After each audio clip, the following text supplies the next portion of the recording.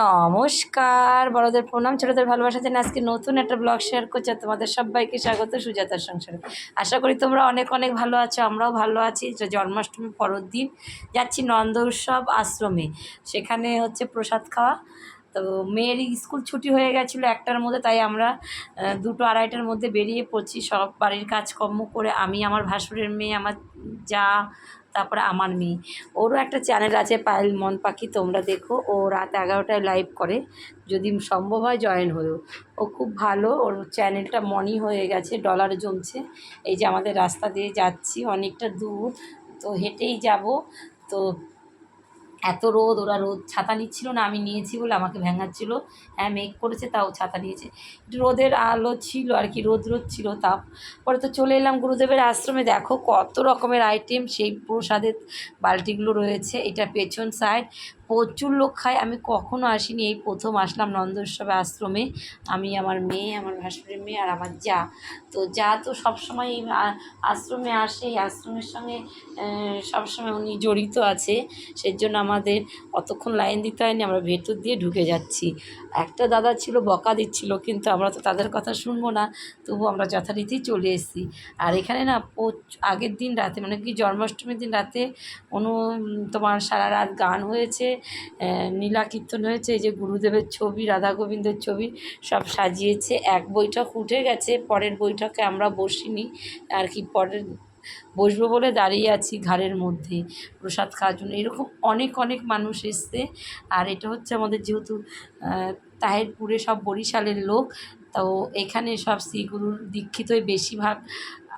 সেই কারণে আশ্রমে যেই ছোট বড় যা অনুষ্ঠান হয় সবাই আসে, আর সবাই মিলে প্রসাদ গ্রহণ করে। তো সেই সঙ্গে সবাই, সব ভক্তবৃন্দরা হাতে হাতে কাজ করে অনুষ্ঠানটাকে সম্পন্ন করে।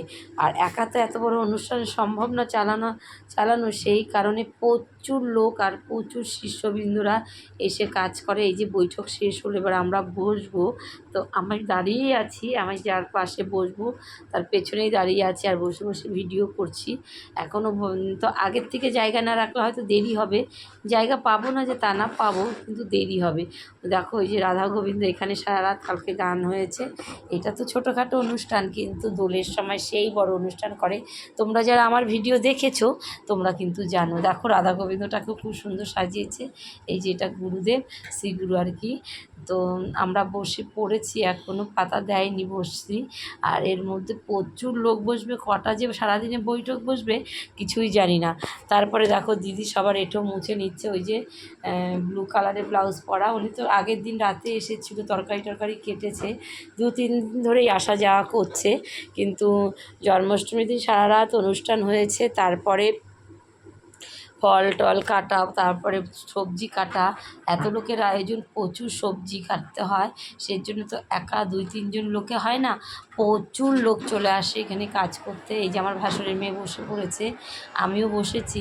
ওর ভিডিওটা আমি করে দিচ্ছিলাম, ও আমার ভিডিওটা করে দিচ্ছিল। আমি যখন খাবো সম্পূর্ণ কম বেশি ভিডিও ও করে দেবে। ওকে পাতা দিল, কিন্তু পাতা দিয়েই বসে রেখেছে, ওকে আর খাবার দিচ্ছিল না। অনেক পরে, আমাদের দেওয়ার পরে ওদের দিচ্ছিল। তো এই যে আমাকেও পাতা দিয়েছে। তো খাওয়ার দাওয়ার এই লাইনটায়, যেই লাইনে বেশি লোক সেই লাইনে পাতাটা আগে দেবে। এই যে আমি বসেছি এখনও, তো পাতা নিয়েছি। আমার পাতাটা একটু ছেঁড়া ছিল, তার জন্য আবার চেঞ্জ করে দিচ্ছিল। ওইদিকে দেখো মেয়ে খেলা করছে। এর মধ্যে কি হয়েছে, এক মহিলা কোথা থেকে এসেছে, আমরা সেই থেকে জায়গা রেখেছি, একটু ফাঁকা পেয়েছে, পাশের ছেলেটা উঠে গেছে, ওই জায়গার মধ্যে বসে পড়েছে। এই নিয়ে তো প্রসাদ খেতে এসে ভীষণ ঝগড়া। এমন হয় ঠাকুরের অনুষ্ঠানে এসেছে, তো ওই ভদ্রলোকের জায়গায় ওই মহিলা বসেছে, সেই তো লোক তো রাগ করবেই। কিছুতেই শুনছিল না, উনি বসবেই। দেখুন এখনও আসেনি, আসবে এক্ষুনি। তো বসেছে জাস্ট। তারপরে জাস্ট উনি কাকে যেন ডাকতে গেছে, ওই যে আকাশি রঙের গেঞ্জি পরা ওই দাদাটার জায়গায় বসে পড়েছিল আরেকটা লোক। আমরা তো একটা সাইড মেন গেট দিয়ে ঢুকিনি, পেছন দিয়ে ঢুকেছি। ওই যে ওই মহিলা, এই সেই কখন থেকে ঝগড়া হচ্ছে, কিছুতেই থামছে না। আমি যে চুপ করুন। ওই মহিলার চাপে আমার মেয়ে চাপ পিষে গেছে, একেবারেই বসতে পারছিল না, জানো তো। মেয়ে দেখো ওইটুকুনো বসে কি করে খায়। তো ওর থালাটা আমি নিয়ে নিয়েছি, আর জল দিয়ে থালাটা পুরো ছিঁড়ে ফেলেছে। তো অনেক পরে তারপরে আবার পাতা দিল, তারপরে ওকে খাওয়ালাম। আর কি খাওয়াবো, এই যে পাতা যদি দেখো ওইটুকুনো জায়গায় বসতে পারে। পাশের ছেলেটা কিছুতেই সরবে না ওর সাইড থেকে, ওর জায়গা থেকে ও সরবে না, কিন্তু মধ্যে থেকে ওই মহিলাটা আমার মেয়ের পাশে যে বসেছে উনি বসে পড়েছে। এই নিয়ে তো খেতে বসে, প্রসাদ খেতে এসে ভীষণ ঝগড়া। ঝগড়া মানে এটা তো উনি অন্যায় করেছে, আকাশি রঙের জামা পরা ওনার জায়গায় বসে পড়েছে এমন।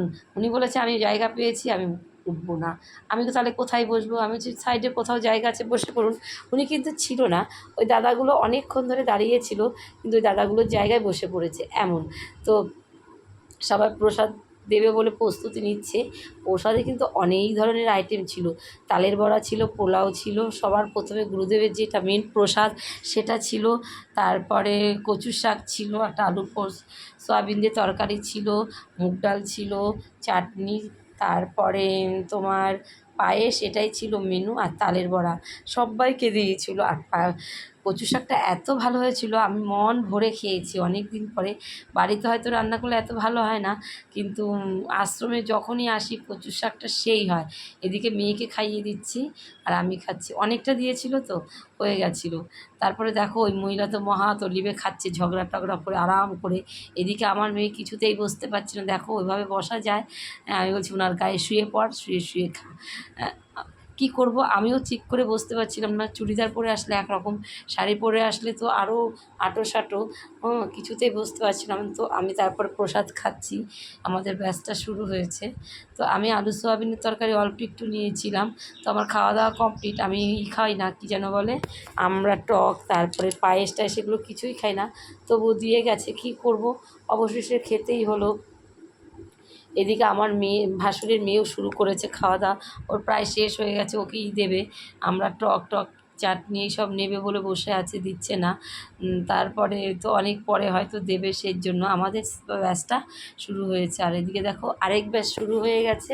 তো এখানে পাতা নিয়ে বসে রয়েছে, এখনও প্রসাদ দিচ্ছে না। আমাদের পরের ব্যাচ আবার শুরু হয়ে গেছে, আমরা পাশেই দাঁড়িয়েছিলাম। তো ভাসুরের মেয়ে এই ব্যাচটায় বসেছে। তো এই দেখো চাটনি আর পায়েস এক জায়গায় হয়ে গেছে, চাটনি দিয়ে পায়েস দিয়ে খেয়ে নিচ্ছি। ও যেহেতু খেতে পছন্দ করে, ওর কোনো ব্যাপার না। তো দেখো আজকের মতো ভিডিওটা এখানে শেষ করছি। তোমরা অনেক অনেক ভালো থেকো, সুস্থ থেকো, সাবধানে থেকো, আর কেমন হলো কমেন্ট করতে ভুলো না।